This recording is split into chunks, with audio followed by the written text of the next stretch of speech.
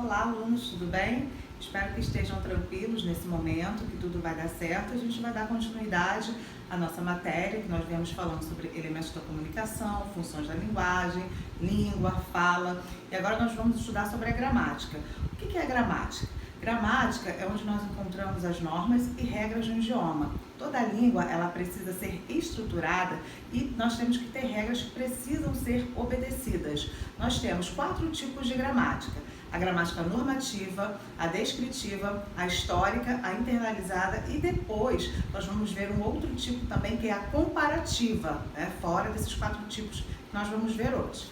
Bom, o primeiro tipo de gramática que nós vamos ver é a gramática normativa. Essa daí carrega todas as regras que devem ser obedecidas no falar culto, Então ela estabelece o que é certo e errado em oposição ao uso popular.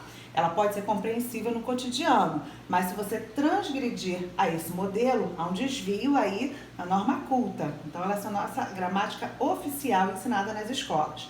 Aqui eu tenho um poema de Oswald de Andrade, do modernismo, lá da primeira fase, que vocês deverão estudar ano que vem. É um estilo literário, e o Oswald de Andrade, o eu lírico aqui, ele trabalha com essa questão de usar o correto ou não, a gramática normativa ou respeitar a fala do povo. Pronominais. Dê-me um cigarro, diz a gramática do professor e do aluno e do mulato sabido. Mas o bom negro e o bom branco da nação brasileira dizem todos os dias: deixa disso, camarada, me dá um cigarro. Aqui, o eu lírico, na verdade, ele brinca, porque o modernismo tem essa característica da ironia sobre o uso do pronome oblíquo. Segundo a gramática, nós não podemos começar uma frase com pronome oblíquo átono, que é o que nós utilizamos no dia a dia, Aqui no último verso, me dá um cigarro. Então, isso não é aceito pela gramática normativa. Lá na colocação pronominal, que é um conteúdo que vocês verão depois, nós vamos ver que aqui, como está no primeiro verso, o pronome oblíquo não pode começar a frase. Então, dê-me um cigarro. É um uso aí da gramática normativa. O segundo tipo é a gramática descritiva.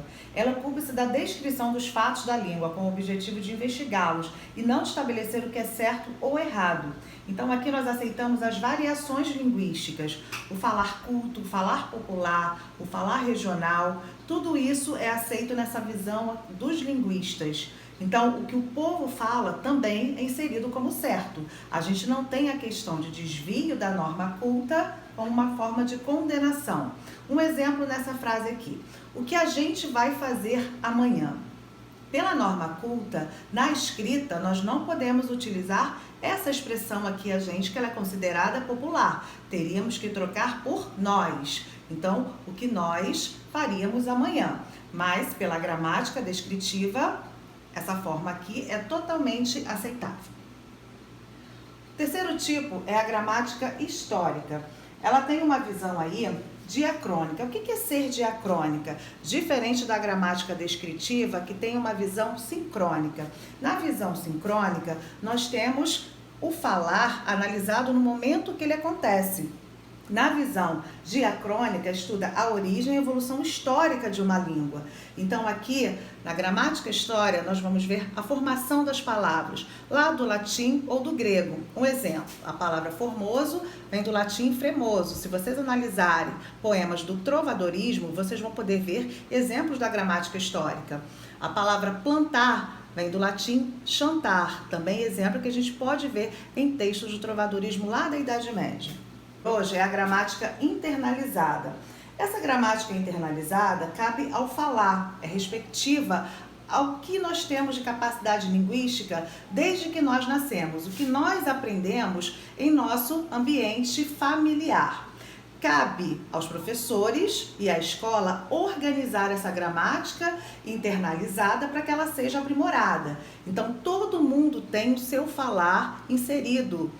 A escola vai ser responsável por fazer o quê? Apresentar as regras e organizar essa linguística inata. Bom, gente, na próxima aula eu vou falar com vocês sobre a gramática comparativa e nós vamos analisar as variações linguísticas também. É importantíssimo que vocês continuem estudando para a gente crescer cada vez mais. Obrigada e tenham um bom descanso.